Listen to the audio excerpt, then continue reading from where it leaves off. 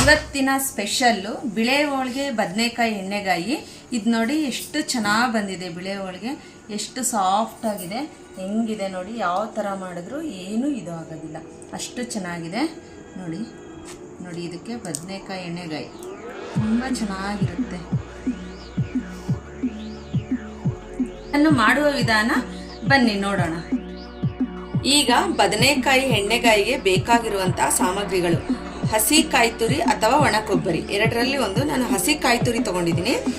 ಹುರಿದಿರೋ ಕಡಲೆ ಬೀಜ, ಪುಟಾಣಿ ಅಂದರೆ ಹುರ್ಗಡ್ಲೆ, ಖಾರದ ಪುಡಿ ಅಂದರೆ ಇದು ಖಾರದ ಪುಡಿ ಟೇಸ್ಟಿಗೆ ಮತ್ತು ಕಲ್ಲರಿಗೆ. ಅದರ ಜೊತೆಗೆ 4 ರಿಂದ 5 ಒಣ ಮೆಣಸಿನ್ಕಾಯಿ, ಮತ್ತು ಧನಿಯಾ ಸಾಂಬಾರ್ ಪುಡಿ. ಅಂದರೆ ಇದರಲ್ಲಿ ನಾವು ಎಲ್ಲ ಕೂಡ ಚಕ್ಕೆ, ಏಲಕ್ಕಿ, ಲವಂಗ ಎಲ್ಲ ಮಿಕ್ಸ್ ಮಾಡಿ ಸಾಂಬಾರ್ ಪುಡಿನ ರೆಡಿ ಮಾಡಿ ಇಟ್ಕೊಂಡಿರ್ತೀವಿ ಮನೆಯಲ್ಲಿ.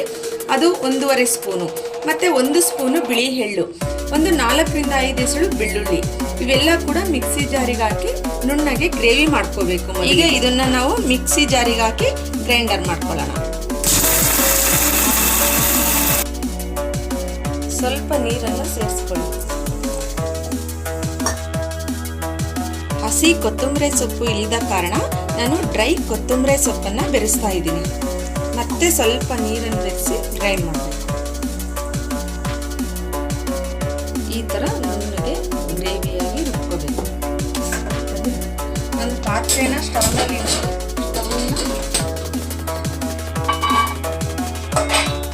ಸ್ಟವ್ ಮೇಲೆ ಬಟ್ಲನ್ನ ಇಟ್ಬಿಟ್ಟು ಬಿಸಿ ಮಾಡೋದಕ್ಕೆ ಇಡಬೇಕು. ಬಟ್ಲು ಬಿಸಿ ಆದ ನಂತರ ಎಣ್ಣೆ ಸೌಟಷ್ಟು ಹಾಕಬೇಕು, ಚಿಕ್ಕ ಸೌಟು. ಬಿಸಿ ಆದ ನಂತರ ಜೀರಿಗೆ ಮತ್ತು ಸಾಸಿವೆ ಹಾಕಿ ಅದು ಚಿಟಪಟ ಅಂದ ನಂತರ ಈ ಬದನೆಕಾಯಿನ ನೀರಲ್ಲಿ ಉಪ್ಪು ಹಾಕಿ ಸ್ವಲ್ಪ ಹಚ್ಚಿಟ್ಕೊಂಡ್ರೆ ಯಾವುದೇ ಕಾರಣಕ್ಕೂ ಉಪ್ಪಾಗಲ್ಲ ಬದನೆಕಾಯಿ ಅಂತ ಉಪ್ಪು ಹಾಕೋಣ.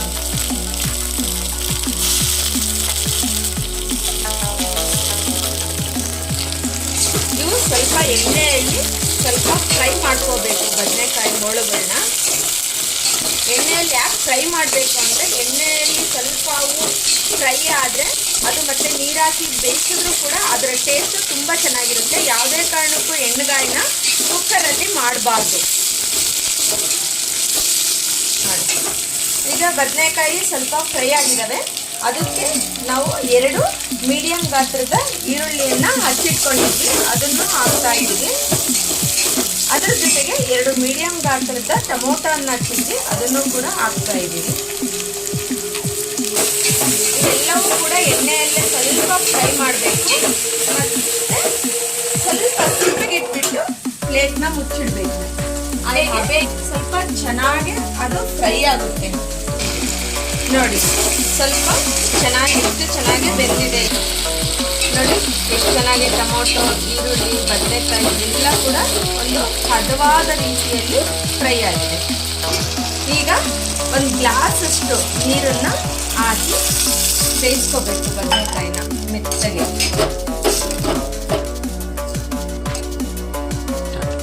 ಯಾವುದೇ ಸಾರುಗಳು ಮಾಡಲಿ, ಹೋಳು ಸ್ವಲ್ಪ ಚೆನ್ನಾಗಿ ಜಲ್ದಿ ಬೇಯಬೇಕು ಅಂತ ಅಂದರೆ ಸ್ವಲ್ಪ ಉಪ್ಪನ್ನ ಬೆರೆಸಿದ್ರೆ ತುಂಬ ಫಾಸ್ಟಾಗಿ ಬೇಯುತ್ತೆ ಮತ್ತು ತುಂಬ ಚೆನ್ನಾಗಿ ಬೇಯುತ್ತೆ.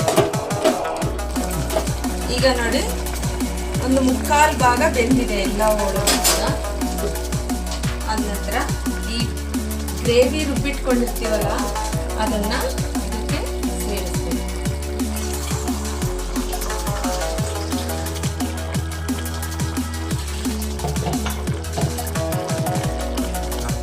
ರುಬ್ಬಿರೋ ಗ್ರೇವಿ ಹಾಕಿದ್ಮೇಲೆ ರುಚಿಗೆ ತಕ್ಕಷ್ಟು ಉಪ್ಪು,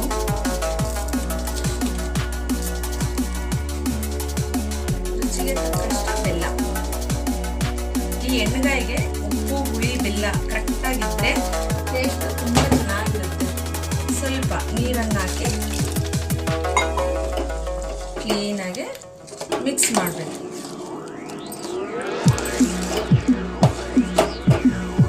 ಸ್ವಲ್ಪ ಅರಿಶಿನ, ಒಂದು 10 ನಿಮಿಷ ಚೆನ್ನಾಗಿ ಇದು ಬೇಯೋದಕ್ಕೆ ಬಿಡಬೇಕು. ಅಂದರೆ ಹೋಳುಗಳಿಗೆ ಚೆನ್ನಾಗಿ ಖಾರ, ಹುಳಿ, ಬೆಲ್ಲ